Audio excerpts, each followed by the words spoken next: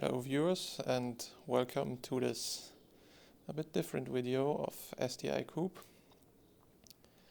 As you can see, today we're not on some mountain road, some scenic road. We're not going to drive around, and that's because the car is getting restored at the moment, and therefore the engine and the drivetrain are out of the vehicle at the moment. And I wanted to use this opportunity to show you Subaru drivetrain technology and maybe give you some ideas why it is such a great drivetrain and engine technology. As you can see, we have the drivetrain right in front of us with the gearbox on the left side and the engine on the right side. We also have here the exhaust. Now, first of all, let's take a short overview. This is the drivetrain of a 1998 Subaru STE Type R, and it's a 5-speed manual gearbox with the DCCD transmission. The engine is a EJ20K, which is a 2-liter 4-cylinder boxer engine that is turbocharged. So first of all, we will start here at the back. Now, this is where the prop shaft will go to the rear axle, and right next to it we have the point where the shifter linkage attaches to. So this is actually where the shift input from the shift lever will come in. Then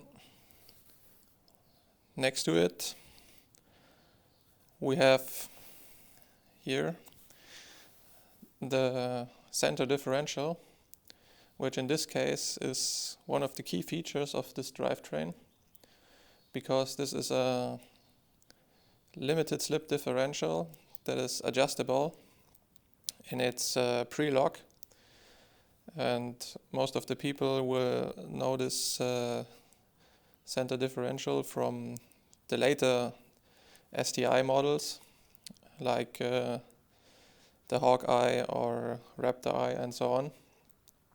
But it was actually used since 1995 in the Subaru STE Type RA, where it was first used. And what is actually also very interesting here is that you can see the exhaust and the drivetrain. They both sit very central in the vehicle, in the center tunnel, and it almost looks like the current Formula 1 cars that have a central exhaust. So very slim design, very narrow. If we then move forward, we have here the gearbox itself. You can't see very much about it, but what is actually interesting again is below here. This is where your front drive shafts attach to, and so this is also the front differential, which in this case is open. In later versions of GC8 STIs and also STIs in general, this would be converted to a limited slip differential. But in the early versions like this, it was an open differential. And then in front we have the engine, and as you can see, it is very, very short compared to the gearbox. So what the key advantage of this engine is that it sits very close to the front axle, and because it's all aluminium, it's got a low weight, and this is also one of the key features that made the WRC and Group A cars so successful, because they had a very light engine that still managed to be positioned on the front axle. And this engine can be placed longitudinal, which means you don't need to have a complex setup of transmission that needs very tight packaging. Instead, you have a fairly classic layout where the engine and the gearbox sit right behind each other. What also is a key feature is that this drivetrain, as Subaru often states and claims, is symmetrical. You can see it's all very in line. Everything is pretty balanced. And that's also a feature that makes these drivetrains so great. Next up, I want to talk about the engine itself. This is one of the more common Subaru engines, and I think it's the most common used engine for Subarus. It's the EJ20. Subaru did also a few other engines, most of them boxer engines. For example, the EZ30, which is a 3-liter 6-cylinder boxer engine, which is naturally aspirated. They also did a 2-liter diesel engine, which is also a boxer. It's called the EE20. And of course, of every engine you have slight variations and in horsepower and in reliability and so on and so forth. So let's talk about the differences between GC8 engines and the EJ20 engines in general. First of all, how can you recognize the engines apart from each other? There were basically two types of engines used in the GC8. Of course, I'm referring to the STI models in general. They were called the Phase 1 and the Phase 2 engine. This is what we have here, is the latest evolution of the Phase 1 engine. And from 98 they switched to the Phase 2 engine. So Phase 1 means that there's a slight difference in the bearings, of course in the head, and also in the naming. As you can see, maybe here, this is an EJ20K, and previously to this engine there was the EJ20G. The Phase 2 engine is then the EJ207. That was used mostly in STIs, STI Type RA and STI Type R. And then, of course, you have a lot of other versions of the EJ20 engine, and also the EJ25, which is the 2.5 liter version of this engine. For example, the EJ2005, which was used mostly in the WRX, in the new age version of the Impreza. Now, how can you tell these engines apart? You have three main features that distinct the GC8 engines from each other. The first is, and we're missing that right now, is the intercooler.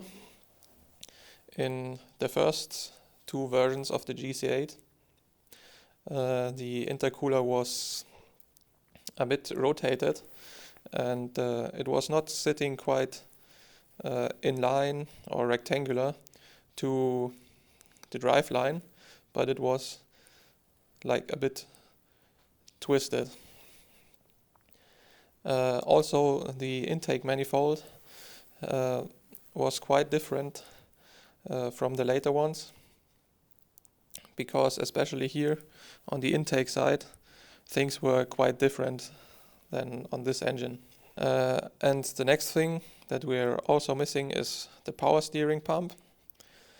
The first versions of the GC8 had power steering tank that was looked a bit round, and the later models had tanks that were more rectangular.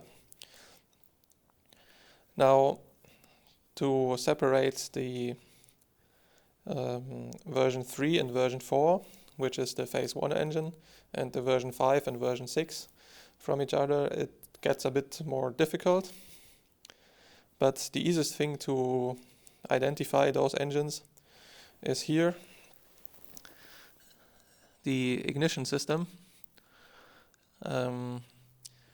With the phase 1 engine, which is the EJ20K in this case, the ignition was always in the middle, central, sitting on the intake manifold. And with later versions it was placed more to the left side. What is also interesting is generally the design of this engine. Of course, we have here 2 cylinders, and there's 2 cylinders again. And as you can see by the covers, these aren't actually quite in line. So the right 2 cylinders sit a bit more to the front than the left 2. So a boxer engine isn't 100% symmetrical, but it is nearly symmetrical. Now, also interesting is down here is the water pump, and about here sits the oil pump. This is of course the crankshaft, and as you can see, the crankshaft and the cylinders, they are at the same level. So this engine is very, very low in the car, and the weight distribution is absolutely excellent. Now, in terms of airflow, we have here the intake, which runs below the intake manifold into the turbocharger, which is in this case an IHI VF24. And these turbochargers were designed to be a bit smaller than the ones on the usual STI, and the purpose was, together with the short ratio 5-speed gearbox, to ensure a maximum acceleration and a quick throttle response, whereas the WRX models and the regular STI models, they were more used or set up to achieve higher speeds, whereas the Type R and Type RA, they were really for low speeds and fast accelerating. So from the turbo to the intake manifold, it needs to run to the intercooler. and then directly into the intake manifold. And what becomes very clearly quite fast is that you have very, very short intake ways, and therefore a good throttle response, unlike some front mount setups, such as for example in the Evo. Now, if the air and fuel mixture had gone through the engine, it goes out here, and